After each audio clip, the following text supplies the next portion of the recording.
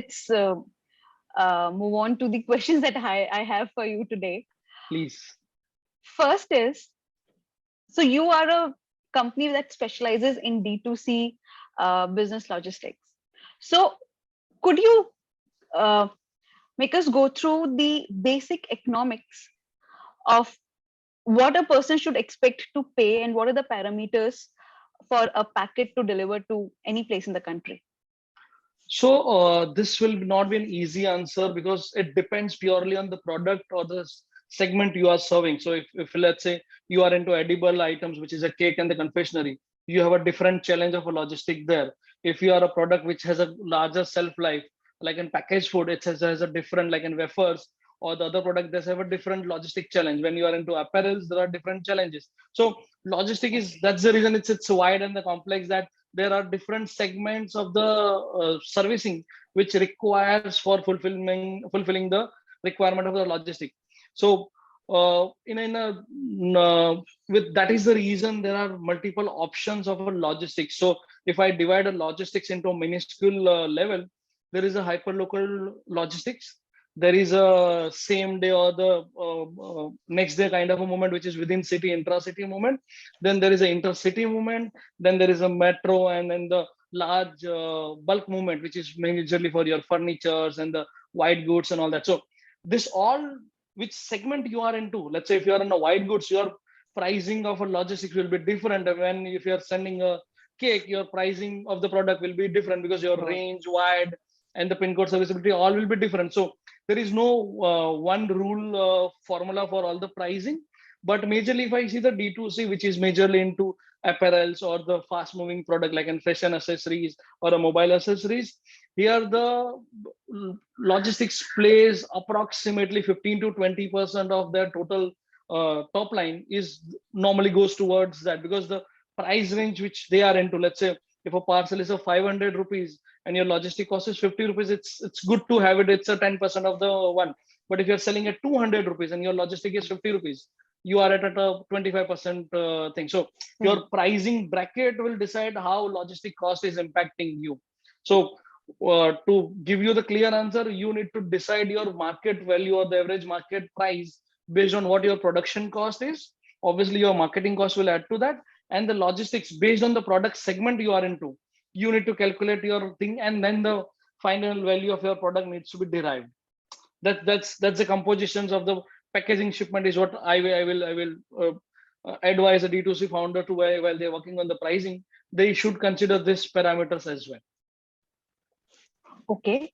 So if we remove the edible, the Hmm. perishable category Hmm. from a top, Hmm. is there a way to sort of fix the parameters and to come up with the, this is broadly the cost that is added to a product price for logistics, just to make it simple Yeah. for our listeners to understand? Yeah, so got it. So what happens when we are calculating the pricing? We have a different model, or we call it as a unique pricing model in the shipyard, where for any parcel, be it going via any carrier, your price remains the same. So let's say we agreed that we will do a Delhi to Mumbai at a 50 rupees. So that price range will be constant throughout the year, and throughout the that belt of the transit will be there. So typically it will be 15 to 20% of the cost is what will be there based on the parcels and the movement. But that cost depends on the multiple parameters. So regular D2C, which is an apparel industry, if I say uh, a movement from a one metro to another metro will cost you somewhere around 35 or 40 bucks a piece, based on the 35 service or you choose 40, okay, per 35 to parcel. 40% of per 35 parcel. to 40 rupees, 35 to 40 rupees per parcel, not the But percentage. okay, okay. And this depends on the weight or if Yes. the size of the So parcel. the Yeah. parameters is the mode which you are choosing. Let's say if it's going via surface, if it's going via air, how express or how priority is the requirement. The second is the weight, that how bulky or how light the parcel is. And the third is the COD cost. So cash on delivery, it's an additional services which people charge extra. So that comes at an extra cost. So if you are shipping a prepaid shipment, it will cost you 40 bucks. But if you're shipping a COD product, it will cost you 75 or 80 rupees, because some 30-40 rupees of a COD processing will be added to your cost. So these are the major three parameters. If I say weight, distance, and the payment mode. Okay, all right. And payment mode, COD being charged more, and Yes. then the prepaid. All right. Yes. Okay. So is the COD problem, is it the business risk, or is it your risk? So COD, it's just when the parcel is moved. So in India, majority of the parcels are going into COD now. After the COVID scenario, obviously the people who is buying on the prepaid is increased, but the COD is still relevant in the India, because India is a little bit of cash economy. We all know that. So COD is there, and it's will be majorly on our risk. So when we say that, when Achal has given me the parcel to deliver, we go to deliver it. And once the parcel is delivered, it's our duty to pay back to you, or a carrier's duty to pay back to the seller about the COD collection, what they did from that particular parcel. So it's purely on the carrier and the aggregator's risk while they are remitting the COD to you. Okay, all right, all right. Okay. Apart from COD, are there any other cash flow issues in this business? So the D2C business, majorly cash flow stuck happen, which is one is the COD, which we already discussed. Second is the inventory blockage. So let's say I'm shipping a parcel, and normally my TAT is, let's say, 3 days or 4 days of shipping. So 4 days it is going, and then obviously after 6-7 days I get a COD collections. So it's a totally 12 or 13 days of a cycle. The inventory blockage comes into the picture when the parcel is not getting delivered. And it is getting RTO. So what happens, like parcel has been stuck for a delivery for 6-7 days, then it is coming back and it is still stuck for 7 days. So by the time parcel coming back to me, it's a 12 or 13 days of a journey. By then my inventory is blocked. I can't reship it that, because for a businessman, inventory and the cash is very crucial for the business. So RTO sometimes hold back on a longer time, make sure make them inventory blockage, and they need to buy again for shipping it, because they have a new order to process it.